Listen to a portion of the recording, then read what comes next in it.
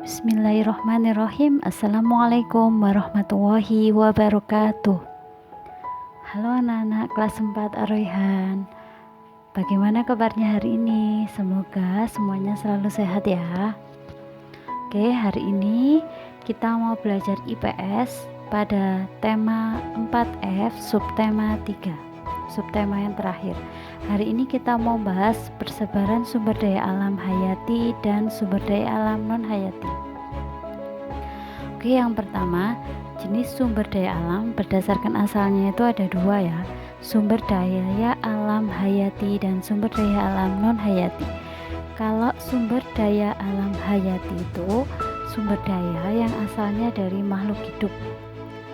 Sedangkan kebalikannya ada sumber daya alam non hayati, itu asalnya dari benda mati. Oke, supaya lebih jelas, Bu Evi terangkan dulu contoh dari masing-masing sumber daya alam. Yang pertama, contoh sumber daya alam hayati. Ada tumbuhan dan hewan. Lalu ada sumber daya alam non hayati, ada tanah, air, dan barang tambang. Nanti kita akan bahas barang tambang. Yang selanjutnya, persebaran flora dan fauna di Indonesia. Sebenarnya flora dan fauna di Indonesia itu dibagi jadi 3 ya. Ada fauna atau flora Indonesia Barat, Indonesia Tengah, dan Indonesia Timur. Lalu ada garis yang memisahkan antara Indonesia Barat, Sumatera, Jawa, dan Kalimantan dengan Indonesia bagian tengah, Pulau Sulawesi, dan Kepulauan Nusa Tenggara. Ini disebut garis Wallich. Sedangkan ada garis Weber ya antara Indonesia Tengah dan Indonesia Timur. Oke, kita mau belajar tiap-tiap bagian dari Indonesia Barat, Tengah, dan Timur, apa saja sih flora dan fauna yang ada di masing-masing wilayah tersebut ya. Oke, yang pertama ada flora bagian barat. Itu ada Pulau Sumatera, Jawa, Kalimantan ya. Kalau di Sumatera itu banyak pinus, kayu manis, beringin, sama yang paling terkenal ada Rafflesia. Sedangkan di Pulau Jawa ada pinang, bougainville, bunga anggrek. Kalau di Kalimantan ada meranti, bakau, pinus, dan rotan. Intinya kalau flora yang ada di kawasan Indonesia bagian barat ini cirinya itu dicirikan ya dengan pohon yang batangnya biasanya tinggi, daunnya kecil, dan rindang biasanya. Lalu yang selanjutnya ada flora Indonesia Tengah. Jadi beda dengan Indonesia Barat tadi ya. Kalau flora Indonesia Tengah ini biasanya pada musim kemarau daunnya gugur. Lalu pada musim penghujan mulai bertunas. Oke, misalnya saja di Pulau Sulawesi ada pinus, rotan, dan beberapa jenis bunga anggrek. Kalau di Nusa Tenggara ada jati, cendana, dan juga beberapa jenis bunga anggrek. Lalu ada di Maluku ada jati juga, kayu putih, anggrek, ada kayu besi juga. Nah, sekarang kita masuk ke fauna ya.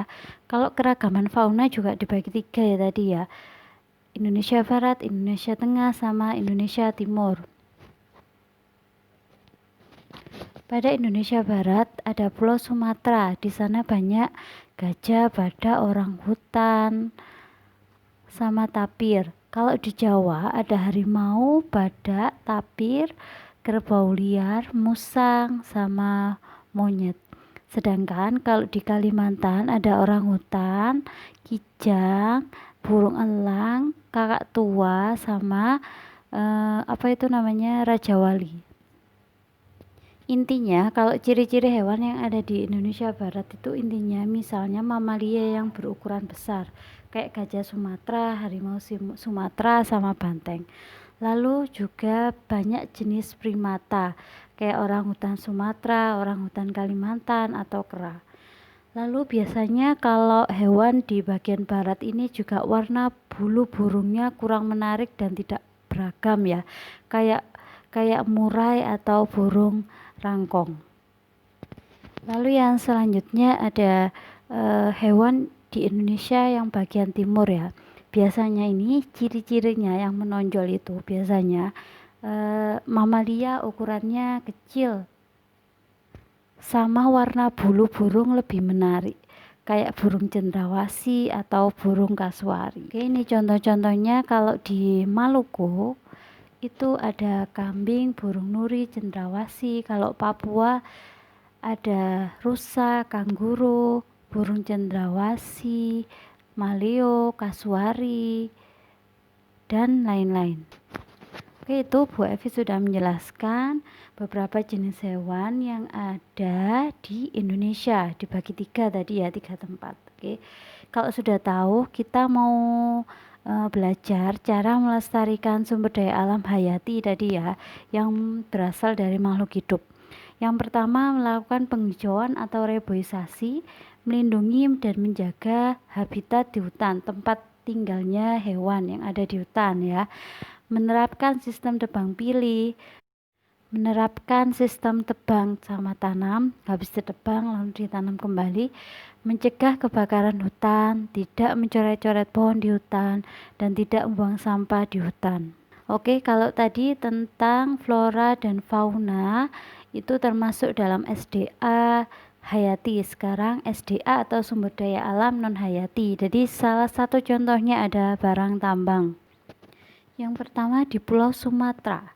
Di Sumatera itu banyak sekali ya. Misalnya kalau di Aceh ada minyak bumi, ada emas, batu bara, gas alam. Sedangkan di Sumatera Utara ada minyak bumi sama gas alam.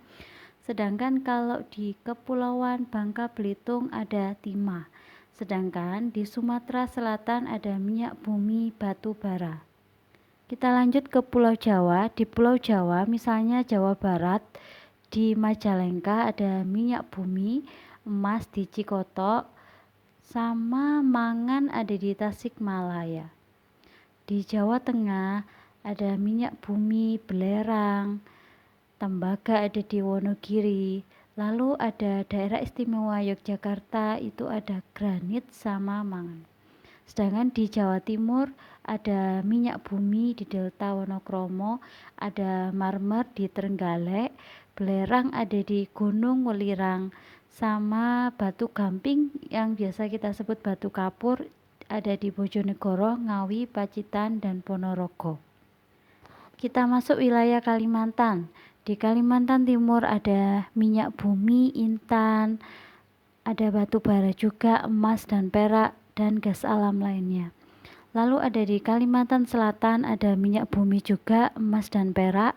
Kalau di Kalimantan Barat ada batu bara, nikel, sama emas dan perak juga. Sedangkan Kalimantan Tengah ada batu bara sama intan. Oke, kita masuk di Pulau Sulawesi. Di Sulawesi ada batu bara, ada di Makassar, besi ada di pegunungan Wirbeek, sama marmer ada di Makassar. Lalu ada belerang juga. Lalu masuk wilayah Sulawesi Utara ada emas sama mangan sama perunggu. Sedangkan kalau di Sulawesi Tenggara ada aspal dan kapur. Sulawesi Tengah ada nikel, biji besi sama tembaga. Alhamdulillah.